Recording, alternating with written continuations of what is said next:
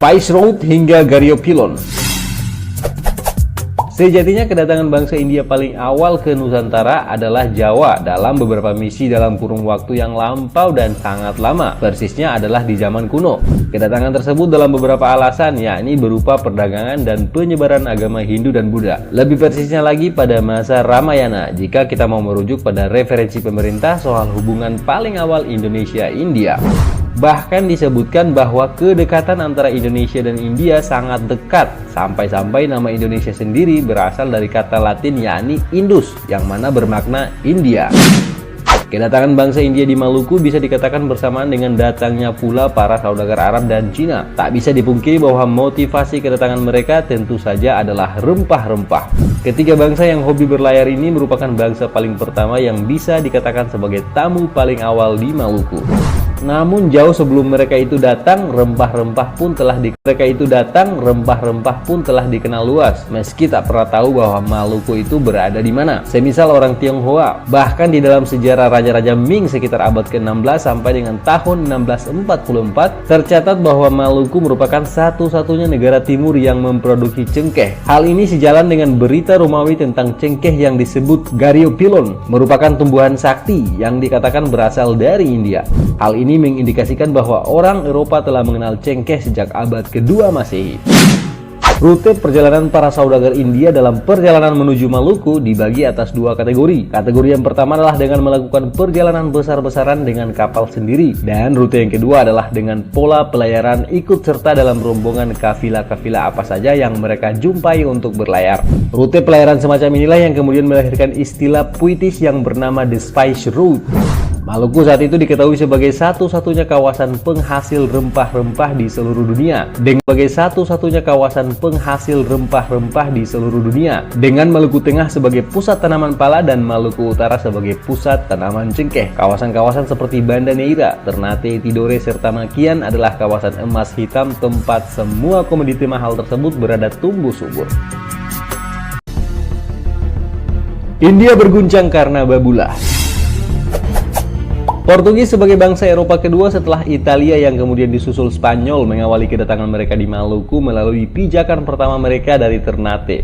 Secara resmi mereka tiba di Ternate di tahun 1511. Kedatangan mereka inilah yang menandai proses monopoli serta penjajahan paling awal di tanah Maluku. Portugis yang datang kala itu membawa 3 misi paling umum yang telah kita ketahui bersama, yang meliputi Gold, Glory, dan Gospel. Gold bermakna perburuan akan harta benda serta kekayaan alam Maluku. Glory bermakna membangun kejayaan dan luasan kawasan ekspansinya, serta Gospel sendiri adalah penyebaran agama dan keyakinan yang mereka anut. Ketiga hal tersebut mereka lakukan dengan cara penjajahan. Melihat hal tersebut yang tentu saja merugikan orang Maluku, terkhususnya rakyat Ternate sendiri saat itu, maka lahirlah perlawanan besar dari dua raja besar Ternate kala itu. Yang pertama adalah Sultan Hairun. Persisnya di tahun 1570, Sultan Hairun mengangkat senjata bersama rakyat Ternate untuk melakukan perlawanan. Perlawanan Sultan Hairun memberikan pukulan berat bagi Portugis sehingga dibuatlah muslihat agar bisa mengimbangi kehebatan Sultan Hairun tersebut. Maka sampailah pada saat dimana muslihat tersebut berhasil dengan sebuah usaha pertemuan yang berakhir dengan terbunuhnya Sultan Hairun dengan cara ditikam dari belakang di dalam sebuah jamuan di dalam benteng Castella. Mayat Sultan Hairun kemudian dibuang di tengah laut. Berita tentang kematian Sultan Hairun pun sampailah ke seluruh penjuru kawasan jajahan Portugis termasuk di Goa, India. Mereka pun merasa telah menaklukkan Ternate. Namun sayang sekali Sultan Babulah yang mana adalah putra mahkota kerajaan Ternate pun naik tahta dan kembali meneriakkan takbir perlawanan dan berhasil menumbangkan seluruh pasukan Portugis sampai berita kemenangannya pun membuat raja-raja Portugis di Goa sangat keheranan dan takjub atas kehebatan Babulah tersebut. Babulah membuat gemetar seluruh Portugis di mana saja, terlebih di India, sebab kala itu banyak sekali para bangsawan Ternate yang diasingkan seluruh pasukan Portugis sampai berita kemenangannya pun membuat raja-raja Portugis di Goa sangat keheranan dan takjub atas kehebatan Babulah tersebut.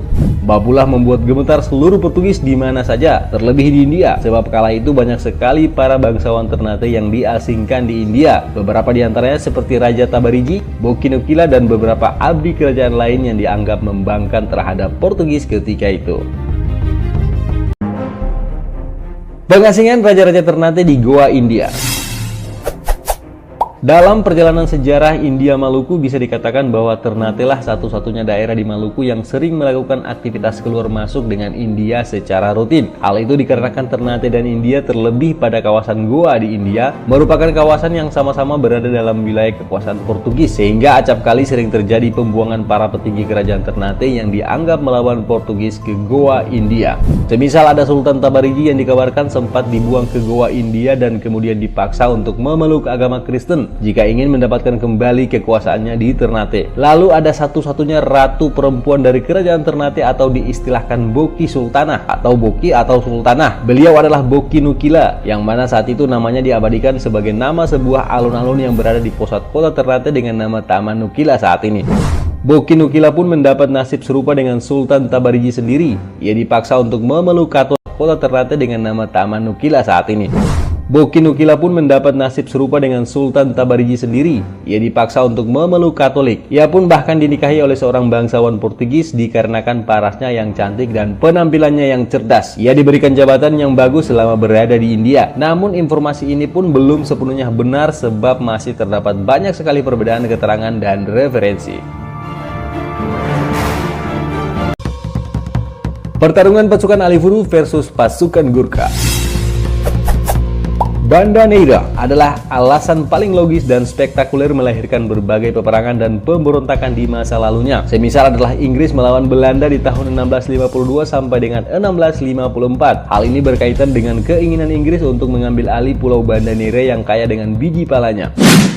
Belanda sebagai orang yang lebih dulu datang tentu tidak tinggal diam, maka perang pun tidak bisa dielakkan. Inggris mengeluarkan semua serdadu terbaik mereka, dan satu diantaranya adalah pasukan Gurkha yang dikenal dunia sebagai pasukan paling hebat dalam perkelahian tradisional maupun perkelahian modern dalam berbagai bidang dan kondisi. Pasukan Gurkha sendiri merupakan pasukan khusus rekrutmen Inggris dari Nepal, namun lebih banyak dari orang luar mengenal mereka dengan pasukan Gurkha yang berasal dari India. Belanda sendiri tak mau kalah soal pasukan tentu saja. Selain menurunkan tentaranya sendiri meliputi tentara negara hingga sampai dengan pasukan VOC sendiri, Belanda pun melibatkan pribumi yang tergabung dalam KNIL maupun pasukan lokal yang dikenal dengan sebutan pasukan Alifuru dengan pimpinannya yang berjuluk Kapitan. Pertempuran Inggris versus Belanda dengan Gurkha versus Alifuru menjadikan perang yang satu ini menjadi perang paling fenomenal dalam sejarah peperangan Maluku maupun dunia. Sampai-sampai akhir dari peperangan ini pun melahirkan satu perjanjian besar di dunia yang diprakarsai oleh Inggris, Belanda, serta Denmark dan Norwegia. Juga Prancis yang diberi nama dengan nama Perjanjian Breda, di mana salah satu butir perjanjiannya adalah menukarkan Pulau Run di Banda Neira dengan sebuah kawasan yang bernama New Netherlands di daerah bagian New York, Amerika Serikat yang saat ini dikenal dengan nama Manhattan City, antara Belanda dan Inggris tentu saja. Pertarungan kedua pasukan hebat antara Gurkha dan Alifuru pun tidak sampai di situ saja. Keduanya acap kali sering dipertemukan dalam beberapa peperangan sebelum peperangan tersebut maupun pasca perang tersebut terjadi. Maluku menjadi Hindia Belanda. Ternyata di abad paling awal, seperti abad ke-16 dan mungkin juga beberapa abad sebelumnya, orang-orang Eropa meyakini bahwa rempah-rempah itu berasal dari India. Olehnya itu, manakala proses pelayaran dilakukan, semua titik koordinat untuk mencapai tujuan adalah India, yang mana diyakini sebagai rumah bagi rempah-rempah tersebut. Semisal pada pelayaran Christopher Columbus, dalam pelayarannya mencari kepulauan India, yang mana tentu saja untuk mencari rempah-rempah justru malah kesasar di benua Amerika. Begitupun bangsa Eropa dan pelaut mereka lainnya. Sampai pada saat Belanda yang datang ke Maluku, maka diperkenalkanlah ke dunia bahwa mereka telah menemukan India yang dimaksud, yakni kepulauan rempah-rempah. Maka dinamakanlah Hindia Belanda, dengan makna inilah Indianya Belanda yang kaya dengan rempah-rempah. Motivasi paling logis pemberian nama ini dikarenakan perburuan rempah-rempah telah berakhir di Kepulauan Maluku. Penyebutan ini pun meluas pada semua kawasan atau daerah jajahan Belanda di seluruh jazirah dan semenanjung Nusantara. Jejak peninggalan India di Maluku. Beberapa jejak peninggalan bukti kehadiran bangsa India di Maluku sangat beragam dan banyak. Bahkan orang-orang keturunan India pun masih sangat mudah ditemukan di Maluku, terlebih di Ternate, Banda Neira, Ambon, hingga Bacan.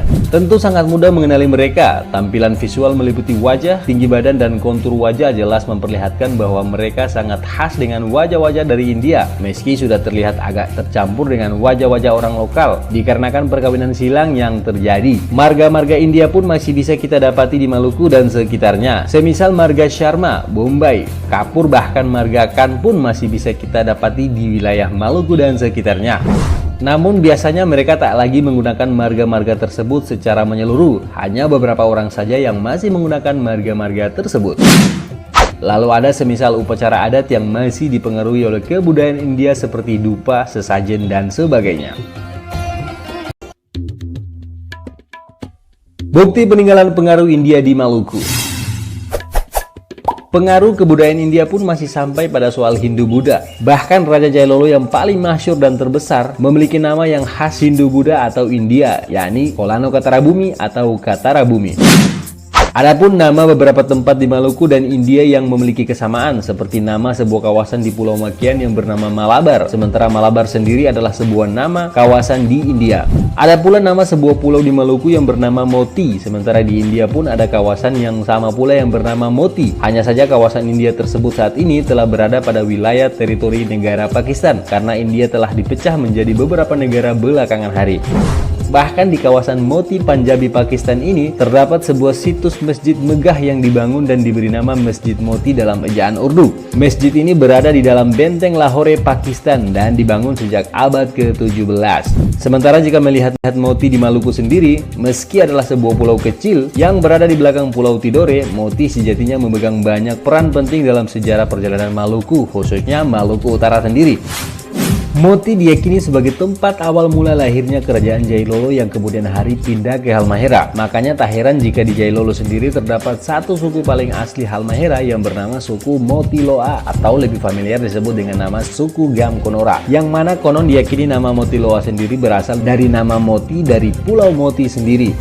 Selain itu dari Pulau Moti pula lah lahirlah istilah Moloku Kieraha yang saat ini kita kenal, yang mana artinya adalah perserikatan 4 kerajaan besar di Maluku Utara. Hal ini disepakati oleh para raja-raja Maluku kala itu dari tempat yang bernama Moti tersebut. Hal ini disepakati oleh para raja-raja Maluku dari keempat kerajaan Maluku Utara di Pulau Moti, yang mana dikenal dengan nama Perjanjian Moti. So, masih yakin ini hanyalah sebuah kebetulan?